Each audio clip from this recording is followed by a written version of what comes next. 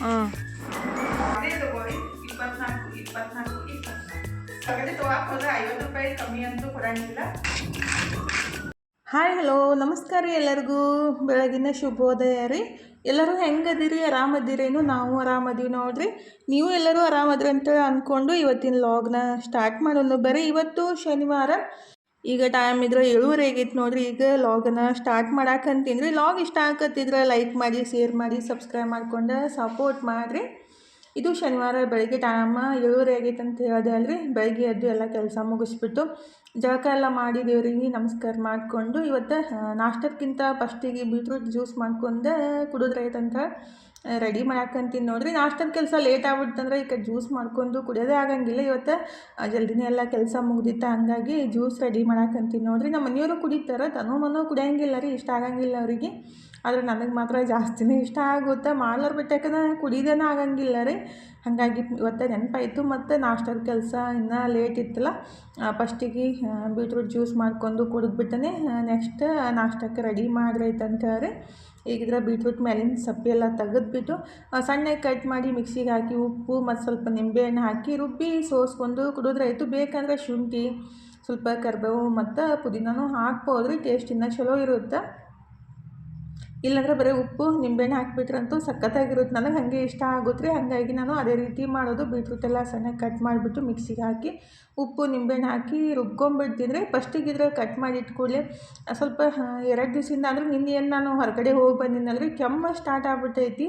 ನನಗೆ ಹೆಂಗೆ ಗೊತ್ತಂದ್ರೆ ಡಸ್ಟ್ ಇದ್ದಲ್ಲಿ ಹೋಗ್ಬಿಟ್ರೆ ಕೆಮ್ಮು ಸ್ಟಾರ್ಟ್ ಆಗಿಬಿಡುತ್ತೆ. ಅಂದ್ರೆ ಫಸ್ಟೆಲ್ಲ ಆಗ್ತಿತ್ತಿಲ್ಲ ರೀ, ಕೊರೋನಾ ಆದಮೇಲೆ ಆ ರೀತಿ ಆಗ್ತಿದ್ದು. ಅಂದ್ರೆ ಶ್ವಾಸಕೋಶ ವೀಕ್ ಆಗಿಬಿಟ್ಟಿರ್ತೈತಿಲ್ಲ, ಹಾಗಾಗಿ ಅಂದ್ರೆ 3 ತಿಂಗಳ ತನಕ ನನಗೆ ಫುಲ್ ಹೆಲ್ತ್ ಅಂದರೆ ಕೊರೋನಾ ಬಂದುಬಿಟ್ಟು ಶ್ವಾಸಕೋಶ ವೀಕಾಗಿ ಮತ್ತು ಊಟ ಎಲ್ಲ ಹೋಗ್ತಿತ್ತಿಲ್ಲ, ಹಾಗಾಗಿ ಭಾಳ ವೀಕ್ ಆಗಿದ್ದೆ. ಆವಾಗ ಹಿಡ್ಕೊಂಡು ಈ ಥರ ಪ್ರಾಬ್ಲಮ್ ಆಗುತ್ತೆ ರೀ.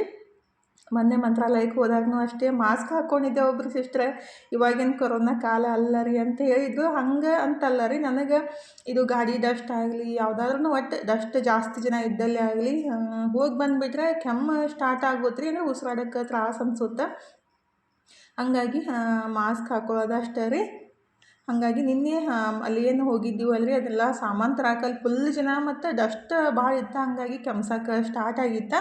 ಮತ್ತು ಈ ರೀತಿ ಆದಾಗ ಅಂದ್ರೆ ಅಲರ್ಜಿ ಅಂತೀವಿ ರೀ, ಆ ಥರ ಆದಾಗಿಂತಲೂ ಹಾಸ್ಪಿಟ್ಲಿಗೆ ತೋರಿಸಿದ್ರೂ ಕಮ್ಮಿ ಆಗಂಗಿಲ್ಲ. ನಾನೇನು ಮಾಡ್ತೀನಿ ಅಂದರೆ ಅಜ್ವಾಯಿನಲ್ಲಿ ಉಪ್ಪು ಬೆಳಗ್ಗೆ ಖಾಲಿ ಹೊಟ್ಟೆ ಒಳಗೆ ತಿಂದುಬಿಟ್ಟು ಬಿಸಿನೀರು ಕುಡಿದ್ಬಿಟ್ರೆ ಆಯ್ತು ರೀ. ಒಂದು 4-5 ದಿವಸ ಮಾಡಬೇಕು, ಕಮ್ಮಿ ಆಗುತ್ತೆ. ಅಂದ್ರೆ ನಾನೇ ಕಂಡು ಹಿಡ್ಕೊಂಡಿದ್ದೆ ರೆಮಿಡಿ ರೀ ಇದು. ಹಾಗಾಗಿ ಅದೇ ರೀತಿ ಮಾಡೋದು. ಅಜ್ವಾಯಿನಲ್ಲಿ ಸ್ವಲ್ಪ ಉಪ್ಪು ತಿಂದುಬಿಟ್ರೆ ಕೆಮ್ಮು ಅಲರ್ಜಿ ಇದ್ದರೆ ಕಮ್ಮಿ ಆಗುತ್ತೆ ನೋಡಿರಿ. ಅದನ್ನೂ ತಿಂದು ಸ್ವಲ್ಪ ನೀರು ಕುಡಿದು ಬೀಟ್ರೂಟ್ ಜ್ಯೂಸ್ ರೆಡಿ ಮಾಡಿ ಅದನ್ನೂ ಜ್ಯೂಸ್ ಕುಡಿದು ಈ ಕಡೆ ಫೈನಲಿ ಅವಲಕ್ಕಿನೂ ರೆಡಿ ಮಾಡಿದೆ ನೋಡಿರಿ. ನಮ್ಮ ಮನೆಯವರು ಉಳ್ಳಾಗಡ್ಡಿ ಮೆಣಸಿನ್ಕಾಯಿ ಕಟ್ ಮಾಡಿ ಕೊಟ್ಟಿದ್ರು. ಮೊನ್ನೆ ಏನೈತಲ್ರಿ, ಅವಲಕ್ಕಿ ಮಾಡಮ್ದಾಗ ಸ್ವಲ್ಪ ಮಸಾಲೆ ಖಾರ ಹಾಕಿದ್ದೆ, ಟೇಸ್ಟ್ ಆಗಿತ್ತು. ಮತ್ತು ಇವತ್ತು ಮೆಣಸಿನ್ಕಾಯಿ ಜೊತೆ ಸ್ವಲ್ಪ ಮಸಾಲೆ ಖಾರ ಹಾಕಿ ಮಾಡಿದ್ದೆ ರೀ, ಸಖತ್ತಾಗಿ ಬಂದಿತ್ತು. ನಮ್ಮ ಮನೆಯವ್ರು ಅದನ್ನೇ ಹಾಕಂತ ಹೇಳಿದ್ರೆ ಸ್ವಲ್ಪ ಹಾಕಿ ಅವಲಕ್ಕಿ ಮಾಡಿ ಅವರಿಗೆ ಕೊಟ್ಟು ನಾನು ನಾಷ್ಟ ಮಾಡಿಬಿಟ್ಟು ತನು ಮತ್ತು ನಮ್ಮ ಮನೆಯವರು ಕೊರಿಯರ್ ಮಾಡೋಕ್ಕೆ ಅಂದ್ರೆ ಆರ್ಡ್ರೆಲ್ಲ ಕೊರಿಯರ್ ಹಾಕೋಕ್ಕೆ ತೊಗೊಂಡು ಹೊಂಟಾರೆ ನೋಡಿರಿ. ಸ್ವಲ್ಪ ಜಾಸ್ತಿನೇ ಇದ್ದವು, ಅಂದರೆ ನಿನ್ನೆ ಮಾಡಬೇಕಿತ್ತು, ನಿನ್ನೆ ಮಾಡೋಕ್ಕಾಗಿದ್ದಿಲ್ಲ. ಹಾಗಾಗಿ ಇವತ್ತೆಲ್ಲ ತೊಗೊಂಡ್ಬಿಟ್ಟು ಕೊರಿಯರ್ ಆಫೀಸ್ಗೆ ಹೊಂಟಾರೆ ನೋಡಿರಿ. ಮತ್ತು ಇಲ್ಲಿ ಲೋಕಲ್ನು ಸ್ವಲ್ಪ ಕೊಡೋದೈತಿ. ಅಂದರೆ ನಮ್ಮ ಮನೆಯಿಂದ 1 ಕಿಲೋಮೀಟ್ರ್ ಒಬ್ಬರದೈತಿ. ಮತ್ತು ಆ ಕಡೆ ದೂರ ಅದಾವ್ರಿ, ನಂಗೆ ಏರಿಯಾ ಎಲ್ಲ ಗೊತ್ತಿಲ್ಲ. ಆದರೆ ತನುಗೆ ಹೇಳಿದ್ರು ಅಂದ್ರೆ ಮೆಸೇಜ್ ಎಲ್ಲ ಹಾಕಿದ್ರಲ್ಲ, ತನು ಇನ್ನೂ ಸ್ವಲ್ಪ ನನಗಿಂತ ಶಾಣೆ ಅದಾಳು. ಆದರೆ ನನಗೆ ಅಷ್ಟೊಂದೇನು ಗೊತ್ತಾಗಂಗಿಲ್ಲ ಏರಿಯಾ ಎಲ್ಲ ರೀ. ತನಗೂ ಗೊತ್ತಾಗ್ಲಿಕ್ಕಂದ್ರೂ ಲೊಕೇಶನ್ ಹಾಕಿಬಿಟ್ಟು ಚೆಕ್ ಮಾಡ್ತಾಳೆ, ಆದರೆ ನನಗೆ ಗೊತ್ತಾಗಂಗಿಲ್ಲ ರೀ. ಹಾಗಾಗಿ ತನೇ ಹೊಂಟಿದ್ದು. ಅಂದ್ರೆ ಆ ಕಡೆ ಏನಂತಾರೆ ಗುಲ್ಬರ್ಗ ಬೆಂಗಳೂರು ರೋಡಿಗೆಲ್ಲ ಅದಾವ್ರಿ 1-2 ಪಾರ್ಸೆಲ್. ಹಾಗಾಗಿ ಇನ್ನೊಬ್ರಿಗೆ ಕೊಡಬೇಕಿತ್ತು, ನೆನಪೇ ಇಲ್ಲ ರೀ. ಅಂದರೆ ಅವ್ರು ಹೇಳಿರ್ತಾರೋ ನಮಗೆ ನೆನಪಾಗಂಗಿಲ್ಲ ರೀ ಗಡ್ಬಡಿ ಒಳಗೆ. ಹಾಗಾಗಿ ಅವರು ಮನೆಗೆ ಬಂದ ತಕ್ಷಣ ಫೋನ್ ಹಚ್ಚಿದ್ರು, ಕೊಡಬೇಕಿತ್ತಲ್ರಿ ನಾವು ಹೇಳಿದ್ದೀವಿ ಅಂತೇಳಿ. ಅಂದ್ರೆ ಅಮೌಂಟ್ ಅಲ್ಲೇ ಕೊಟ್ಟನಂತ ಅಂದಿದ್ರೆ, ಅದಕ್ಕಾಗಿ ನೆನಪಾಗಲಿಲ್ಲ ರೀ. ಅಂದರೆ ಅಮೌಂಟ್ ಹಾಕಿದರೆ ಅದು ನೆನಪಿರುತ್ತೆ ರೀ, ಅವ್ರ ಹೆಸರೆಲ್ಲ ಬರೆದು ಇಟ್ಟಿರ್ತೀವಿ. ಅಲ್ಲೇ ಹೋಗೋದಂದ್ರೆ ನೆನಪಾಗಲ್ಲ ಕೆಲವೊಂದು ಸಲ. ಈಗಿದ್ರೆ ಫೈನಲಿ ಇಷ್ಟೆಲ್ಲ ಪಾರ್ಸೆಲ್ ತೊಗೊಂಡ್ಬಿಟ್ಟು ತನಗೆ ಮೊಬೈಲ್ ಕೊಡ್ಬೇಕು ರೀ. ಹಾಗಾಗಿ ಅಂದರೆ ನನಗೆ ಮತ್ತು ತನಗೆ ಇಬ್ಬರು ನಡ್ಬರ್ಕು ಒಂದೇ ಮೊಬೈಲ್ ಇರೋದು, ಅದಕ್ಕಾಗಿ ತನಗೂ ಮೊಬೈಲ್ ಕೊಟ್ಟು ಕಳಿಸಿದ್ದೆ ರೀ. ಸ್ವಲ್ಪ ಪಾರ್ಸೆಲ್ ಎಲ್ಲ ಮಾಡಿಬಿಟ್ಟು ಒಂದು ಬಸ್ಸಿಗೆ ಹಾಕೋದಿದ್ರಿ, ಬಸ್ ಬರೋದು ಲೇಟ್ ಆಗ್ಬಿಡ್ತಂತ ಪಾಪ. 3 ತಾಸು ಬಸ್ ಸ್ಟ್ಯಾಂಡ್ ಒಳಗೆ ಕೂತ್ಬಿಟ್ಟು ಫೈನಲಿ ಮೈಸೂರು ಬಸ್ಸಿಗೆ ಹಾಕಿ ಬಂದಾರಿ. ನಾನಾದರೆ ವಾಪಸ್ ತೊಗೊಂಡು ಬಂದುಬಿಟ್ಟಿದ್ದೆ. ಆದರೆ ತನು ವೇಟ್ ಮಾಡಿ ಫೈನಲಿ ಏನಂತಾರೆ ಮೈಸೂರು ಬಸ್ಸಿಗೆ ಕೊಟ್ಬಿಟ್ಟು ಬಂದ್ಲು ರೀ. ಬರೋ ತನಕ ಟೈಮ್ 4 ಗಂಟೆ ಆಗಿತ್ತು. ಪಾಪ ನನಗಂತೂ ಇಷ್ಟು ಟೆನ್ಷನ್ ಆಗಿತ್ತಲ್ಲ ತನು ಮನೆಗೆ ಬರೋ ಮಟ್ಟ ಒಟ್ಟು ಸಮಾಧಾನ ಇದ್ದಿದ್ದಿಲ್ಲ ರೀ. ಕುದ್ರಾಕೂ ಮನಸ್ಸಿಲ್ಲ, ಕೆಲಸ ಮಾಡೋಕ್ಕೂ ಮನಸ್ಸಿಲ್ಲ. ಹಾಗಾಗಿ ಏನೂ ಮಾಡಿದ್ದಿಲ್ಲ. ಗೋಧಿ ಅಷ್ಟು ಹಸನು ಮಾಡ್ಕೊತ ಕುಂತಿದ್ದೆ. ಮತ್ತು ಮೊಬೈಲ್ನೂ ಇದ್ದಿದ್ದಿಲ್ಲಲ್ರಿ phone ಹಚ್ಬೇಕಂದ್ರೆ. Manu N C C ಕ್ಲಾಸಿಗೆ ಹೋದವ, ಲೇಟಾಗಿಯೇ ಬಂದ, 2:30 ಆಗಿ ಹೋಗಿತ್ತು. ಹಾಗಾಗಿ ಫುಲ್ ಇವತ್ತಂತೂ ಟೆನ್ಷನ್ ಮಾಡ್ಕೋತಾ ಇದ್ದೆ ತನು ಬರೋ ಮಟ್ಟ ರೀ. ಫೈನಲಿ ತನು 4 ಗಂಟೆಗೆ ಬಂದು ಕಿಚಡಿ ಮಾಡಿಟ್ಟಿದ್ದೆ. ಊಟ ಎಲ್ಲ ಮುಗಿಸ್ಬಿಟ್ಟು ಬನಾನಾ ಮಿಲ್ಕ್ ಶೇಕ್ ಮಾಡಿಕೊಡೋಣಂತ ರೆಡಿ ಮಾಡಕ್ಕಂತೀನಿ ನೋಡಿರಿ. ಮೊನ್ನೆ ಏನು ನಾನು ಯಾವಾರದು ಬುಧವಾರ ಬಾಳೆಹಣ್ಣು ತಂದಿದ್ದೆ ಅಲ್ರಿ, ಅದನ್ನ ಕಟ್ ಮಾಡಿಬಿಟ್ಟು ಐಸ್ ಬಾಕ್ಸ್ನೊಳಗೆ ಇಟ್ಟಿದ್ದೆಲ್ಲ ವೇಸ್ಟ್ ಆಗುತ್ತಂತ ಅದನ್ನ ಬಳಸ್ಬಿಟ್ಟು ಈಗಿದ್ರೆ ನಾನು ಬನಾನಾ ಮಿಲ್ಕ್ ಶೇಕ್ ಮಾಡಕ್ಕಂತೀನಿ ನೋಡಿರಿ. ಸಖತ್ತಾಗಿರುತ್ತೆ. ಅಂದ್ರೆ ಮಕ್ಕಳು ಹಣ್ಣಾದಾಗ ತಿನ್ನಂಗಿಲ್ಲಲ್ಲ, ಅಂದ್ರೆ ಭಾಳ ಹಣ್ಣಾಗೋಕ್ಕಿಂತ ಮುಂಚೆನೇ ಕಟ್ ಮಾಡಿಬಿಟ್ಟು ಈ ಥರ ನಾವು ಫ್ರಿಜ್ ಒಳಗೆ ಇಡ್ಬೋದು ರೀ. ಬೇಕಂದಾಗ ಈ ಥರ ಮಿಲ್ಕ್ ಶೇಕ್ ಮಾಡಿಕೊಟ್ರೆ ಅವ್ರಿಗೆ ಇಷ್ಟ ಆಗುತ್ತೆ ಮತ್ತು ವೇಸ್ಟ್ನೂ ಆಗಂಗಿಲ್ಲ ರೀ. ಈಗಿನ ಮಕ್ಕಳಂತೂ ಸ್ವಲ್ಪ ಮೆತ್ತಗಾಗ್ಬಿಟ್ರೆ ಕಪ್ಪಾಗ್ಬಿಟ್ರೆ ಬಾಳೆಹಣ್ಣು ಮುಟ್ಟಕ್ಕೆ ಹೋಗಂಗಿಲ್ಲ. ಅದಕ್ಕಾಗಿ ನಾನು ಈ ರೀತಿ ಮಾಡೋದು. ಏನಿಲ್ಲ ರೀ, ಬಾಳೆಹಣ್ಣು ಏನು ಕಟ್ ಮಾಡಿ ಫ್ರೀಸ್ ಮಾಡಿರ್ತೀವಲ್ಲ, ಅಂದರೆ ಐಸ್ ಬಾಕ್ಸ್ನಾಗ ಇಟ್ಟಿರ್ತೀವಲ್ಲ, ಅದನ್ನ ಹಾಲು ಸ್ವಲ್ಪ ಬೇಕಂದರೆ ಸಕ್ಕರೆ ಅಥವಾ ಜೇನುತುಪ್ಪ ಹಾಕಿಬಿಟ್ಟು ಮಿಕ್ಸಿಗೆ ಹಾಕಿ, ಬೇಕಂದರೆ ಸ್ವಲ್ಪ ಗೋಡಂಬಿ ಬಾದಾಮಿ ಎಲ್ಲ ಚಾಪ್ ಮಾಡಿ ಹಾಕಿ, ಚಾಕ್ಲೇಟ್ನು ಚಾಪ್ ಮಾಡಿ ಹಾಕಿಬಿಟ್ರೆ ಸಖತ್ತಾಗಿರುತ್ತೆ ನೋಡಿರಿ. ನಾನು ಇದ್ರಾಗ ಗೋಡಂಬಿ ಬಾದಾಮಿ ಚಾಪ್ ಮಾಡಿ ಹಾಕಿದ್ದೆ. ತನೋ ಇದ್ರಾಗ ಚಾಕ್ಲೇಟ್ನು ಅದನ್ನ ಚಾಪ್ ಮಾಡಿ ಹಾಕಿದ್ಲು. ಟೇಸ್ಟ್ ಮಾತ್ರ ಸಖತ್ತಾಗಿ ಬಂದಿತ್ತು ನೋಡಿರಿ. ಸೇಮ್ ನಾವು ಐಸ್ ಕ್ರೀಮ್ ತಿನ್ನೋರ ಥರನೇ ಅನಿಸುತ್ತೆ. ಅದನ್ನು ರೆಡಿ ಮಾಡಿ ಅವರಿಗೆ ಕೊಟ್ಟು ನಾನು ಕುಡಿದ್ಬಿಟ್ಟು ಕುರುಡ್ಗಿ ಮೊನ್ನೆ ಮಾಡಿದ್ದೆ ಆದರೆ ಈ ಥರ ಕಪ್ಪಾಗ್ಬಿಟ್ಟಾವ ನೋಡಿರಿ. ಅಂದರೆ ಬಿಸಿಲು ಸರಿಯಾಗಿರ್ಲಿಕ್ಕಂದ್ರೆ ಸ್ವಲ್ಪ ಚಪ್ಪುಟ್ ಥರ ಆಗಿಬಿಟ್ಟು, ಅಂದರೆ ರೌಂಡ್ ಥರ ಎಳೆ ಬರೋಂಗಿಲ್ಲ ರೀ. ಅದು ಬಿಸಿಲಿಗಾದ್ರೆ ಪಟ್ಟಂತ ಒಣಗಿಬಿಟ್ಟು ಸೇಪ್ ಸರಿ ಬರ್ತಾವೆ. ಆದರೆ ಬಿಸಿಲು ಇರ್ಲಿಕ್ಕಂದ್ರೆ ಸ್ವಲ್ಪ ಅಳಸಾಗ್ಬಿಟ್ಟು ಕೆಳಗಡೆ ಎಲ್ಲ ಹತ್ಕೊಂಡು 1 ದಿವಸ 2 ದಿವಸ ಒಣಗೋದಲ್ಲಿ ಒಂದು 3 ದಿವಸ ಟೈಮ್ ತೊಗೋತ್ತೆ. ನಮಗೂ ಒಂಥರ ಅನ್ಸುತ್ತೆ ರೀ. ಪಟ್ಟಂತ ಮಾಡೋ ಕೆಲಸ ನೀಟಾಗಿ ಕ್ಲೀನಾಗಿ ಆಗಿಬಿಟ್ರೆ ಟೆನ್ಷನ್ ಅಂತ ಅನ್ಸಂಗಿಲ್ಲ. ಸರಿಯಾಗಿ ಬಿಸಿಲು ಇರ್ಲಿಕ್ಕಂದ್ರೆ ಮಾಡೋಕ್ಕನ ಹೋಗ್ಬಾರ್ದು ನೋಡಿರಿ, ಎಲ್ಲ ಹಿಂಗೆ ಆಗ್ಬಿಡ್ತಾವೆ. ನಮ್ಮ ಬಿಜಾಪುರದಲ್ಲಿ ಸಸ್ತಾ ಮಾಲ್ ಯಾರಿಗೆ ಬೇಕು? ಕೇವಲ 24 ರೂಪಾಯಿ. ಯಾವುದೇ ತಗೊಳ್ಳಿ 24.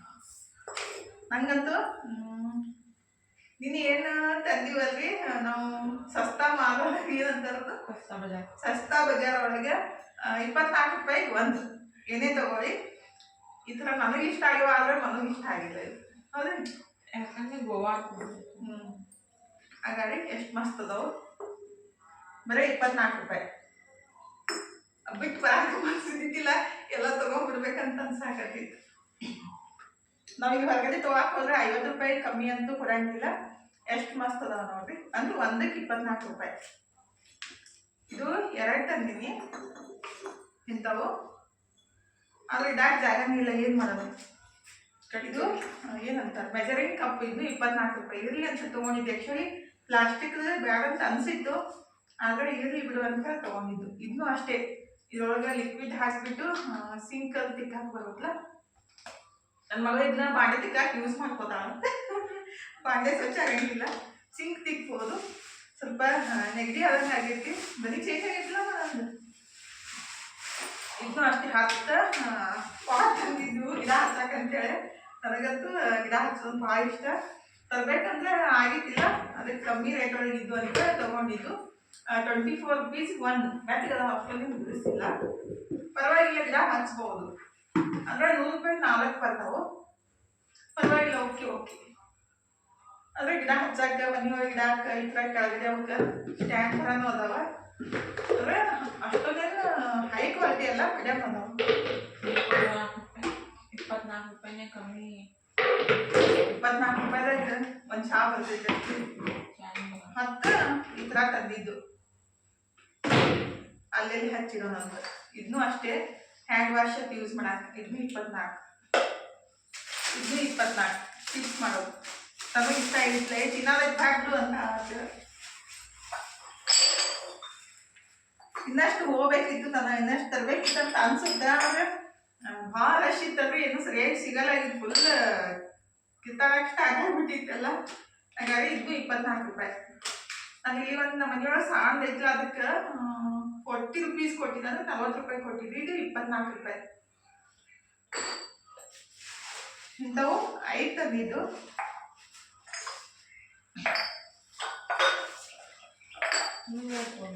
ಆ್ಯಕ್ಚುಲಿ ನಮ್ಗೆ ಇಂಥವು ಬೇಕಾಗಿದ್ದು, ಆದರೆ ಸರಿಯಾಗಿ ಇದ್ದಿದ್ದಿಲ್ಲ ಅಂತೇಳಿ ತಗೊಳ್ಳಿಲ್ಲ. ಅಂದರೆ ಎಲ್ಲ ಸೀಳಿದ್ದು ಇಂಥವು ಇದ್ದು ಎಲ್ಲ ಸಂಜೆ ತನಕ ಎಲ್ಲ ಐಸ್ ಬಿಟ್ಟಿದ್ರಲ್ಲ, ಹಾಗಾಗಿ ಮತ್ತೆ ನೆಕ್ಸ್ಟ್ ಡೇ ಹಚ್ತೀವ್ರಿ ಸಾಮಾನು ಅಂತ ಹೇಳಿದ್ರು. ಆದರೆ ಹೋಗೋಕ್ಕಾಗಂಗಿಲ್ಲ. ನಮ್ಮ ಮನೆಯಿಂದ ಹೋಗಿ ಬರ್ಬೇಕಂದ್ರೆ 150 ರೂಪಾಯಿ ಇದನ್ನೇ ಬೇಕು, ಆಟೋ ಚಾರ್ಜೇ ಬೇಕಾಗುತ್ತೆ. ಇವು ಮಾತ್ರ ನಂಗೆ ಜಾಸ್ತಿ ಇಷ್ಟ ಆಗ್ಯಾವು. ದೊಡ್ಡ ಸೈಜ್ನು ಅದಾವು ಮತ್ತು ಕಲರ್ ಮಾತ್ರ ಭಾಳ ಮಸ್ತ್ ಅದಾವು. ಸೇಮ್ ಎಲ್ಲದು ರೇಟ್, ಆದರೆ ಇವು ಅಷ್ಟೊಂದೇನಿಲ್ಲ, ಅದು ಪರವಾಗಿಲ್ಲ. ಅದ್ರ ನೋಡಿದ್ರೆ ಇದು ಸ್ವಲ್ಪ ಇದು ಅನ್ಸುತ್ತೆ. ಇದು ಸಣ್ಣ ಸಣ್ಣ ಕಪ್ ಅದಾವೆ. ಆ್ಯಕ್ಚುಲಿ ತೊಗೋಬಾರ್ದಂತ ಅಂದ್ಕೊಂಡಿದ್ದೆ, ತೊಗೊಳಕತ್ರ ಗುಡಿ ಹಾಕೋರೋದು. ನಾನು ತೊಗೊಂಡಿನಿ. 24 ರೂಪಾಯಿಗೆ 3 ಕಪ್ ಇವು. ಸುಮ್ಮನೆ ಸ್ವಲ್ಪ ಚಹಾ ಇದ್ದಾಗ ಕುಡಿಯಕ್ಕೆ ಬರುತ್ತಂತೇಳಿ. ನಮ್ಮ ಮನೆಗೆ ಯಾರಿಗೂ ಇಷ್ಟ ಆಗಲ್ಲ ಈ ಥರ ಸಣ್ಣ ಸಣ್ಣ ಕಪ್. ದೊಡ್ಡ ಬೇಕು ಅಂದರೆ ಅರ್ಧ ಹಾಕಿಕೊಡ್ಬೇಕು. ಒಂದು ಶಿಳೆ ಇದ್ದಿದ್ದು ಈಗ ಅಂದರೆ ತರಂದ ಗಾಡಿ ಮೇಲೆ ಇಟ್ಟಾಗ ಇದು ಆಗಿ ಇವೊಂದು 6 ಕಪ್ ತಂದಿದ್ದು ಅಷ್ಟೇ. ಹೌದು. Incoming voice call from Goody Auntie. ಅವರೇ ಬಂದ್ರೆ ಡ್ಯಾನ್ಸಾಗಿ. Incoming voice call from Goody Auntie. ನೋಡು.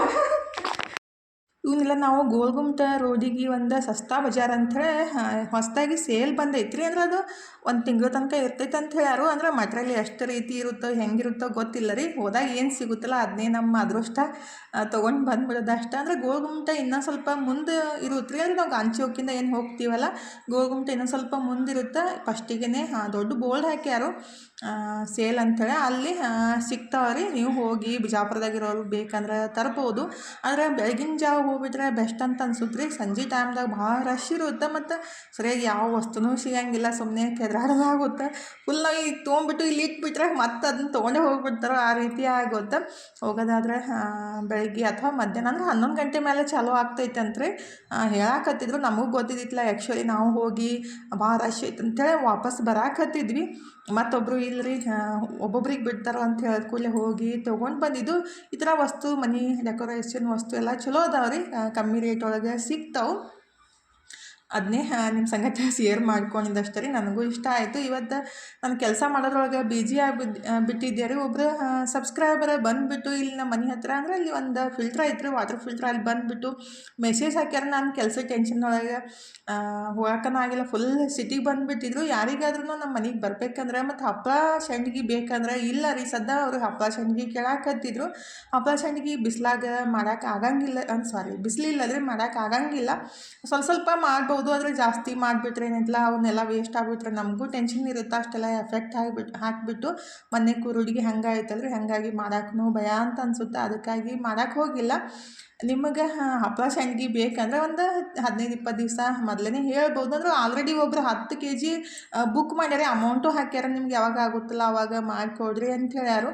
ಆದರೆ ಅವರು ಬಂದುಬಿಟ್ಟು ಮೆಸೇಜ್ ಹಾಕಿದ್ರಂತ. ಹೀಗಾಗಿ ಸಿಟ್ಟಿಗೆ ಬಂದುಬಿಟ್ಟಿದ್ರು. ಮತ್ತು ಗುಡಿ ಹಾಕೋರ ಮನೆಗೆ ಹೋಗಿ ಅವ್ರ ಕಡೆ ಬೇರೆ ನಂಬರ್ ಇಸ್ಕೊಂಡು ಕಾಲ್ ಮಾಡಿದರು. ಇಲ್ಲ ರೀ ನಾವು ಬಂದಿದ್ವಿ, ಎಷ್ಟೋ ತನಕ ನಿಂತು ವೇಟ್ ಮಾಡಿದ್ವಿ ಅಂತ ಹೇಳಾಕತ್ತಿರೋ. ಅಂದ್ರೆ ಫೋನ್ ಆಗಲಿ ಮೆಸೇಜ್ ಆಗಲಿ ಜಾಸ್ತಿ ಬಂದುಬಿಟ್ಟಾಗ ನನಗೂ ಅದನ್ನ ಕನ್ಫ್ಯೂಸ್ ಆಗ್ತೈತಿ. ಹಾಗಾಗಿ ಆ ಥರ ಯಾರೂ ಮಾಡೋಕ್ಕೆ ಹೋಗ್ಬೇಡ್ರಿ. ಬೇಕಾದರೆ ಅಡ್ವಾನ್ಸ್ ಹೇಳ್ರಿ.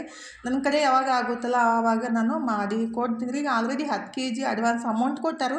ನಾನು ಯಾವಾಗ ಆಗುತ್ತಲ್ಲ ಆವಾಗ ಮಾಡಿ ಕೊಡ್ತೀನಿ ಅಂತ ಹೇಳಿದ್ದೀನಿ. ಅಂದರೆ ನಮಗೂ ರಿಸ್ಕ್ ಇರುತ್ತಲ್ಲ ರೀ. ಈ ಥರ ಮೋಡ ಎಲ್ಲ ಆದಾಗ ಮಾಡೋಕ್ಕೂ ಆಗಂಗಿಲ್ಲ. ಅದಕ್ಕಾಗಿ ನಾನು ಏನು ಮಾಡಬೇಕಂತೆ ಮಾಡಿಲ್ಲ ರೀ. ಆದರೆ ಅವ್ರು ಆ ಥರ ಅಂದರು.